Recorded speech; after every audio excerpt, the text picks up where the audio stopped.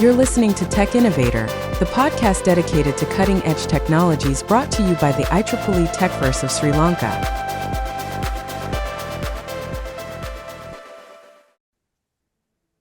Hello everyone and welcome you all to the first episode of Season 4 of Tech Innovator podcast series brought to you by the IEEE Techverse of Sri Lanka. We are excited to embark on this new season, building upon the success of our previous 3 sessions. With Tech Innovator, we bring you the latest cutting-edge and leading-edge technology. And today we explore the groundbreaking field of satellite communication and advancements. I'm your host, Amaa Samarasekara, and today we are diving deep into the world of satellite communication with a true expert in the field. Joining us is Dr. Amal Punchihewa, a renowned figure with an illustrious career and the Director of Technology and Innovation at the Asia Pacific Broadcasting Union. He graduated with a Bachelor of Science Engineering honors specializing in Electronic and Telecommunication Engineering from Sri Lanka, Master of Engineering from Technical University of Eindhoven, Netherlands, and PhD from Mesa University in New Zealand. With a wealth of experience in technology and innovation, he has been instrumental in shaping the broadcast landscape.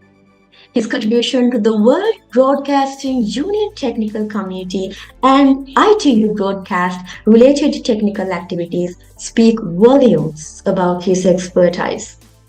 And as a researcher, consultant, and advisor, he continues to be a driving force in the ICT and broadcast technology sector. We are thrilled to have him with us today to share his insights and expertise on all things satellite communication. Dr. Punchihewa, welcome to the show. Yeah, very happy to be with your event today, and thank you for the invitation. Thank you. Yeah, we are warmly welcome you here, Chef. As we delve into the advancement in satellite communication, we uncover the transformative impact this technology has across various industries. From the early milestones to the latest innovations like Starlink, the field of satellite communication continues to evolve rapidly. Like satellite communication has come a long way since its inception. So to understand its current landscape, let's start with the expert. So, could you start by sharing a bit about your background and experience in satellite communication? Sure, thank you. Yeah, so I would like to introduce myself today as a broadcast engineer. And I think I should also make a small correction that I used to work for that Asia Pacific Broadcasting Union, but not anymore. But I still work for Asia Pacific Institute for Broadcasting Development, which is AIBD, as a technical advisor. So I like to introduce myself to the audience today as a broadcast engineer who has nearly 40 years of experience. And also my career started with my bachelor's degree from the University of Moratuwa. I want to mention University of Moratuwa because of a very special reason. It is because at the time that I was graduating from the University of Moratuwa in 1985, the chancellor of the university was Dr. Arthur Sikla. So I'll come back to that in a little while. And so that's what I like to highlight at this point. So during that 40 years of my work in the industry, both in the ICT, that is Information Communication Technologies, and also narrowly focused on broadcasting technologies for last 2 decades or so, has given me a lot of opportunities to work with the industry, sometimes harmonizing these technologies across the globe because that's important for interoperability and affordability and so on.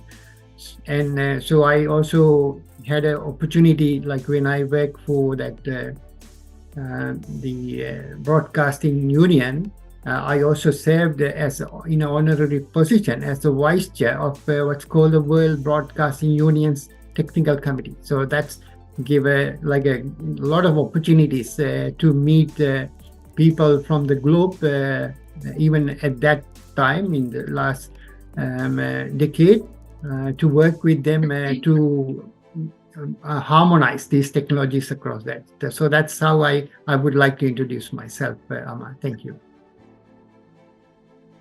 Yeah, that's fascinating, sir. And so moving on to the next discussion. So with all your details that we can state that satellite communication has like revolutions the way we connect, right? So now to understand the present, let's delve into the past backgrounds. So can you give us a brief history of satellite communication, like highlighting its early milestone mainly? Sure. I think you highlighted one word, connected. I think today Yes. we are experiencing highly connectedness due to various technologies. So one of them is now a lot of people got some device in their hands, and that is connected, and then you can live talk to people across many geographies beyond the islands. So even right now you are talking from far over there to me, where we are southern end of the hemisphere. So still we can talk to each other. So this the birth of this satellite communication started in 1945.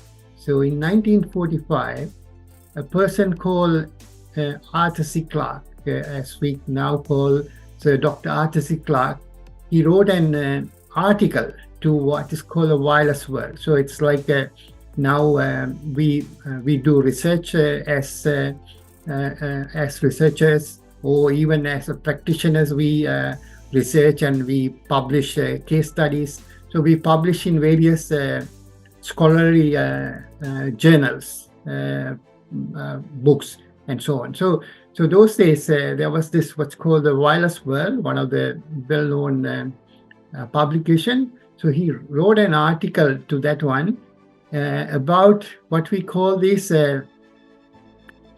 extraterrestrial objects. So I would like to introduce two terms at this point.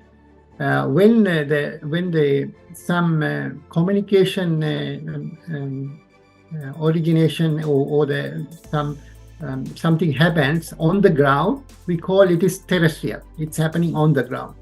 So when it is out of the ground, so in the space, then we are called the extraterrestrial. So he wrote this article in 1945 that if we have an object in the space at a certain distance, and if it is orbiting around the Earth at that distance, it will be visible stationary, and that would connect the complete world using a few of these artificial objects. So these are called the satellites.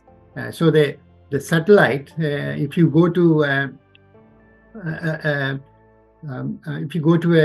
dictionary, they define these terms. Like if you go to Merriam-Webster, it defines a satellite as a celestial body orbiting another of large size. So there are two bodies. The smaller one orbits around the larger one, and then and also the Cambridge dictionary defined the satellite as a device sent up into space to travel around Earth, used for collecting information or communicating by radio, television, and so on. So as I told you, the important the thing is, we need to understand that so in 1940s, so it is 1945 was just after the World War. So people's priority was to bring up the sanity and recover from that the hardship. But there was this idea of this if we have an artificial object orbiting around Earth, it might look stationary. It's called a geostationary, so with respect to the Earth. But the Dr. Arthur C. Clarke, this paper is the one which sort of really changed all that after the that publication in the wireless world. The concept around if we have three of these satellites orbiting around the Earth, it could cover the complete globe. And that's how, like many years ago, even like I remember in 1990s, we were talking about global village, and now it has developed much more beyond that. But the concept of that connectivity that you could otherwise cannot have only using the ground station, what we call the terrestrial links, can be enabled through these artificial stations in the space. So that's how it is started, and it was started in 1945. So that was only remember, that was only the idea. That's a postulation. But it took some time for it to realize. So actually, the more useful satellite for communication was launched in 1960s. And actually today, in this year, we are celebrating 60 years of that. So that was in 1964 through a like a global collection of all the countries in the world created the organization called the Intelsat. Today it's a commercial organization, but in 1964 it's a consortium. It's a consortium of all the governments put together, and they operated this Intelsat to operate the global communication. So that's the birth of that. So that satellite enabled many forms of communication, including point-to-point television enabled, and also telephony. Large number of telephony channels grouped together and then sent through these point-to-point links. And so there's an uplink and a downlink. So this is how it operated. But over the last 60 years, it has changed dramatically. So that's a bit about. Thank you. We can dig into a little bit more as we discuss. Exactly, sir. It has come a long way, and I'm getting so much knowledge talking to you. And thank you very much for that historical perspective, sir.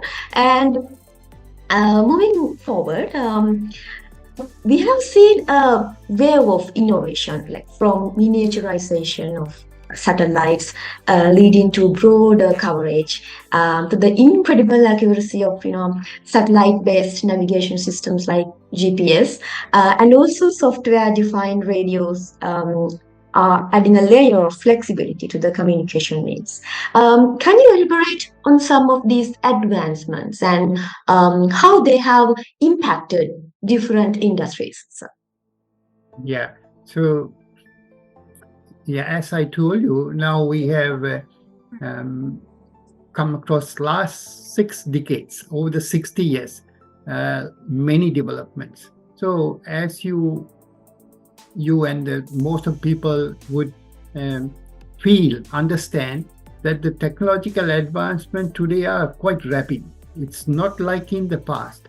So in the past, many years ago, 30, 40 years ago, the technological advancement brought what we call a kind of a revolutionary change. That means something very big. It comes like which is span over a larger time span. So it maybe only once in 10 years, once in 20 years, something very important happens. But nowadays, it is very evolutionary. So every day things are changing very fast. So as you pointed out, there are a large number of technologies that are cross-feeding each other. So if you look at the satellite technology itself, many years ago, it was started with the Intelsat. We were using mostly what's called a point-to-point link. So in the past, we had in Sri Lanka, in Paduka, at Satellite Earth Station. So some of the antennas we use for that, so we call the receive antennas, are kind of it's like a bowl. So it's called a dish. So this dish may have a diameter of more than 13 meters. So they are very large structures, and only thing we could do those days was sending point to point. But today, anyone at home could also receive a satellite signal using the 90 centimeter diameter or 60 centimeter diameter dish antenna. Or you may have a GPS device in your with you, either with the car or a separate device, which could use 3 satellites to identify the location. So now the reception happen within that device itself with a very small antenna. So you could see the one big development that has taken place was to drive this transmit and receive facility, and also this has been enabled through other things, because a lot of us don't see that. But so one large area that has seen a lot of advancement was in the signal processing, because I'm also my sort of main specialization in signal processing. So if you take signal processing algorithms, so that means what we do when we are sending a signal from one point to another point, so that we don't lose any data. We can, if there is an error, we can detect that error, we can correct that error, and then we need to send the over a large distance, and we have enough power and so on. So we have seen all those technological advancements. So we have much more robust signal processing mechanisms and algorithms, and those can be now very easily implemented because we have very advanced silicon technology. So the chip technology. So we don't need the larger processing, right? So like, as most of us know, that when we first started with computers were like, computers required even a house to place that. They were that big. Now the today's simple mobile phone may have like 1,000 times power of some of the main computers or mini computers we had in the very early stages. So some of the technologies that are advancing are in the signal processing, in the antenna technologies, and also like the other important aspect was like these satellites are around are quite far away. They are about 36,000 kilometers away from the Earth. So it has to travel long distance. So while they are traveling, there is atmospheric attenuation. So you need to provide a lot of power. So on the Earth we have enough power, but we don't have much power available on the satellite in the past. But now we have more advanced technology to harvest electricity in the space using high efficient solar panels. And also we have very high energy efficient algorithms that we use for processing. So this way we are advancing all of these technologies to enable them. So these are some of the technologies. So these technology development in turn has helped us to provide a wide range of services, because those days, like I remember in 1990s when I was working for national television So the signals coming, let's say a test match or a cricket match played overseas, will come through the satellite, but it's first come to the Paduk Earth station, and then from there it has to come to the another station in Colombo, and then from there to the Torrington Square studio, right? But now we can receive them directly, and people can receive them directly at home. So this is called the direct-to-home services. So that's how the technology has been progressing and developing over the period of time. Yeah, that's very impressive, sir. So moving forward, one recent development that caught everyone's attention is Starlink. So as I researched on that a bit, what caught my attention the most was, sir, the latest technology that they have been used to reduce the time it takes to travel the data back and forth. So as I found that the technology has impacted on a faster internet speed than the traditional internet, just like you mentioned before. So would you agree with me on these facts, like how this Starlink technology revolutionized the satellite communication? Yes. So what you are talking about is in the satellite technology, we have gone from I told you that in all this time, last 60 years, we have been using a satellite in the space. It's quite far away, 36,000 kilometers away, which appears to be stationary. So we are called they are geostationary satellite. So they are orbiting in an orbit. So that's what because Dr. Arthur C. Clarke is a mathematician, so he proved mathematically when that satellite is orbiting in the geostationary satellite, it appears to be stationary to the Earth, so that we don't have to do tracking of that satellite. So that's a very important factor that when we had that satellite. But the downside or the weakness or the drawback of that geostationary satellite is, because we are still using them, is the signal has to travel a long distance, so we need more power, and also it takes quite a long time. So it could take around 200 plus milliseconds. So it takes about 230 milliseconds for what we call the round trip, because the signal has to be uploaded to a satellite and then it need to come back to the Earth again at a different place. So there's an uplink and a downlink. So it has to go a little more than 36,000 kilometers twice to get from one point to the other. So people have now researched and now deployed. We have already deployed what are called the low Earth orbit satellite, or also known as LEOs, or the in between the LEOs and the geostationary, the middle one, the MEOs. So when these LEOs and MEOs are being closer to the Earth, so it has to travel less distance. So let's say if you are using the LEO satellites, like what you mentioned, the Starlink using, so they are closer to the Earth. So they are the time it takes to round trip travel is around 10 milliseconds. So that way we save quite a lot of time. So that's why now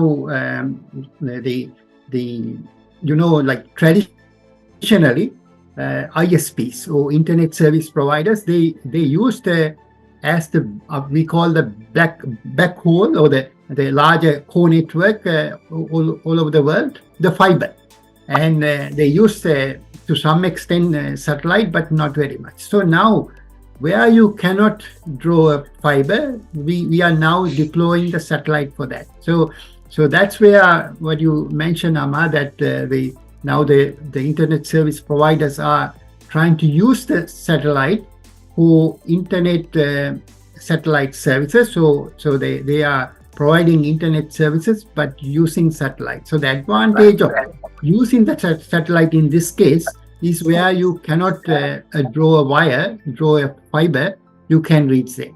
So that's how it's going to work. So the advantage is it is at a closer distance, so that the delay, what we call like technically in this sense, is the latency. Time it takes getting from one place to another is very much low compared to the geostationary. But it also comes with other drawbacks, like then you need to track them.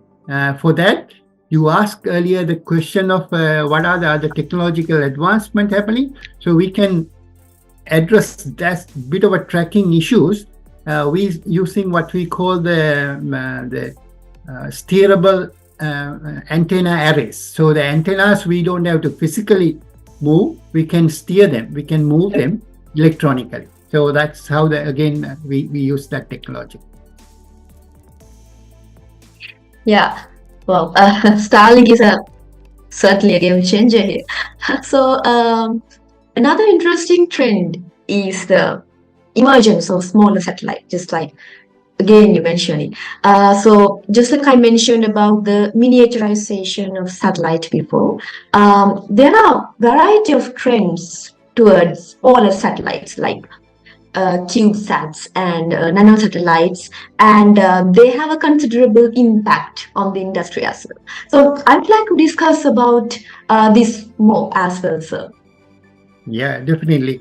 So now the satellite technology many years ago was limited to highly developed countries, and only highly developed countries could deploy a satellite. But nowadays we do hear, like in many countries, even some universities, research organizations nowadays, the organizations who are dealing with weather, or an organization who wants to study about the vegetation or something like that, they could also send a smaller satellite, because the deploying those satellites is much, or building those satellites is much more affordable and much more compact, and that's how actually the classification of a satellite takes place. So the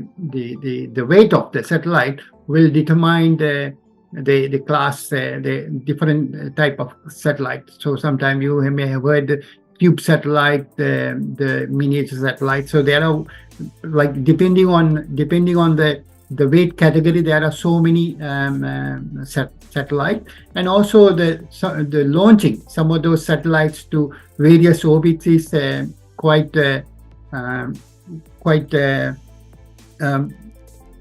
sort of affordable, becoming quite common. So even in New Zealand, we do quite a lot of satellite launching, because we have a large organization here which produce rockets, and they launch those rockets to take satellites to the orbit. So the other organization who wants to get a satellite could use those services. So to answer your question, Amaa, as I told you, the circuitry is getting compact, and you don't need a lot of heavy circuitry, so you can bring the weight very low, keep the very low, and also you can provide energy using more efficient ways to run the satellite for the duration of that while it's in the orbit. Yeah, thank you very much for that information, sir. Looking ahead, what do you see as the next big breakthrough in satellite communication technology? Yeah, it's a quite hard question to answer, because there are so many research happening to bring various to improve the services. So what we are doing now to improve services. So one thing we always want to do is since I'm also being a part of ITU work, we say there's a lot of people unconnected, more than 1/3 of the world is unconnected at the moment. So that means they don't have any form of internet connection. So how we can connect them? But there is a challenge that when we say unconnected and we want to connect them, we want to connect them in a meaningful manner. So the description of meaningful connectivity means the service is available, right? But also that should be we should be able to sustain that, and then we should be able to people should be able to afford. But from a very technical point of view, I think something that will happen very, very soon would be like, as most of us know, because when we go out and walk around, we see so many cellular towers where they provide mobile services, right? So for you to get for you to have a signal, for you to have the connectivity to talk or to get the data, you need that mobile base station.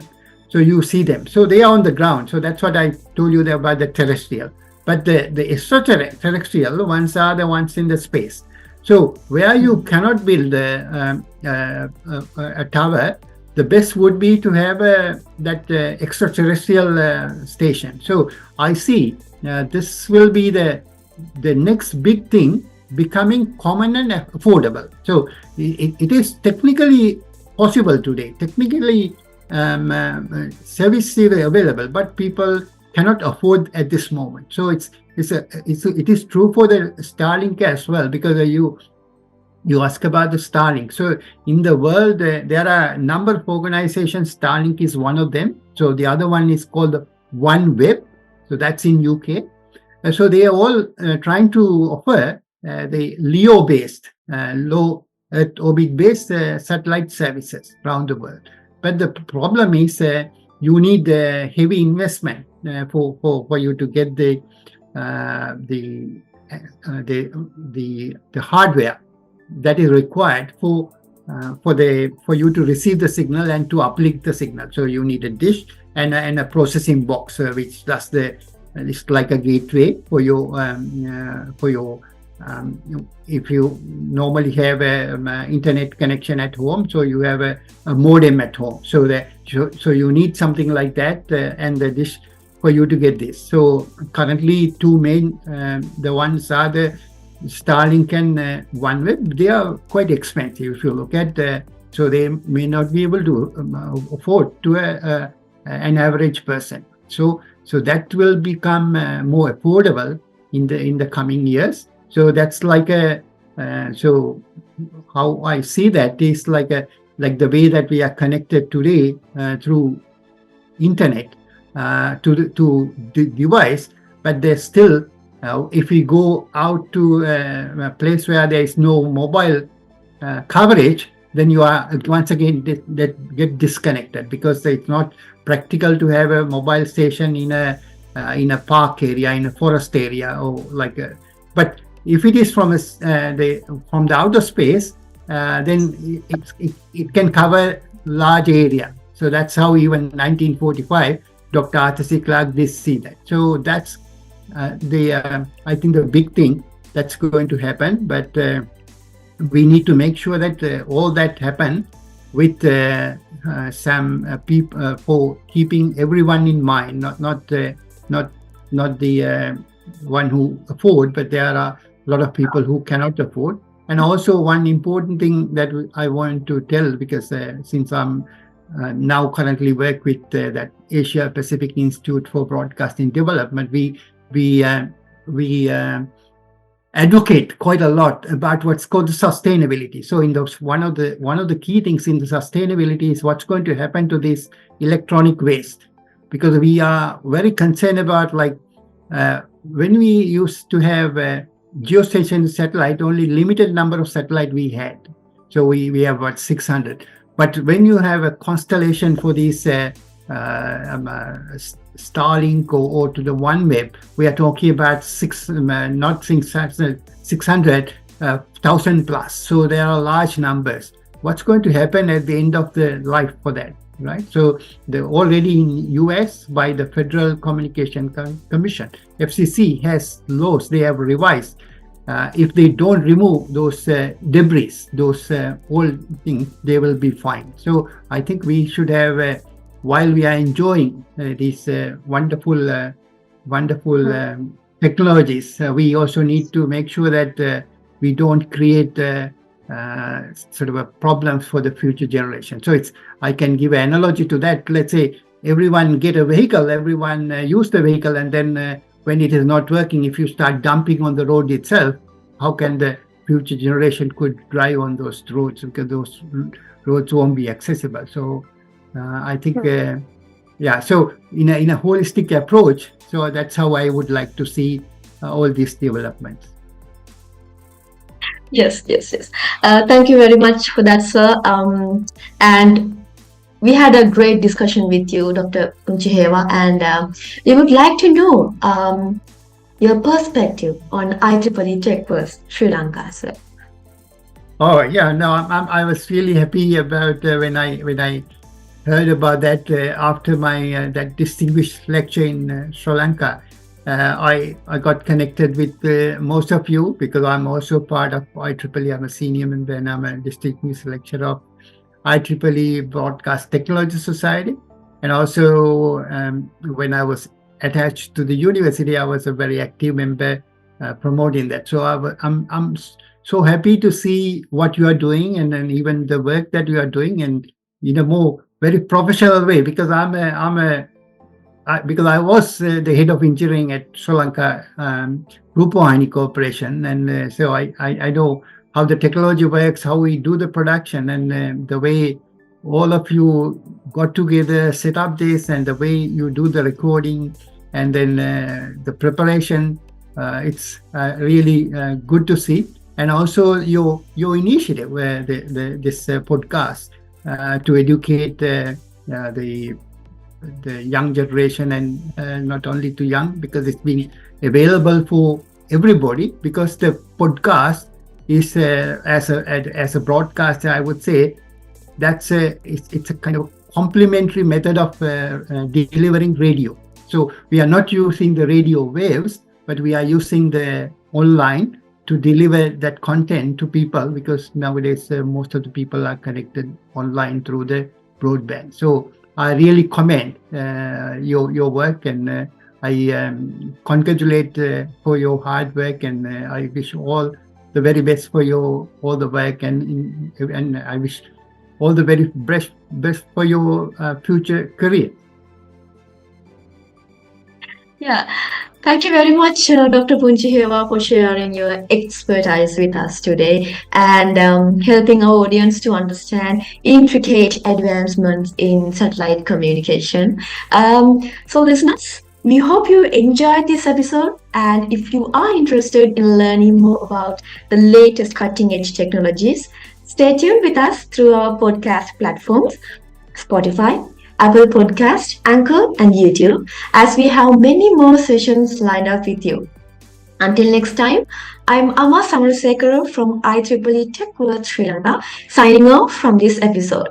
Stay curious and stay tuned for more exploration into the ever-evolving world of technology. Goodbye.